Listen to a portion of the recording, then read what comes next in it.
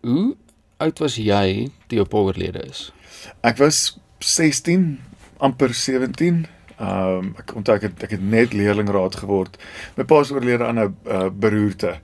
So hy was eers hospitaal toe kry hy erge tweede terugslag en toe kom hy huis toe, maar hy was met sy hele regterkant van sy lyf was verlam en hy kon nie met ons praat nie.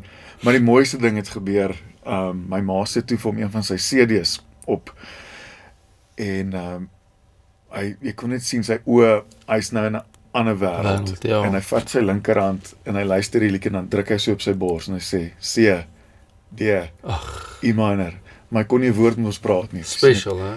Hier is hierdie ou, ek weet dalk nie as ons is hier nie, maar die musiek in hom, dis nog daar. Hy het geleef vir dit, nee. Heeltemal. Nee, dit was iets om te beleef. Om hom op verhoog te sien, hy het so ding met sy skouers gedoen altyd, dan sien jy, hy is nou in die zone.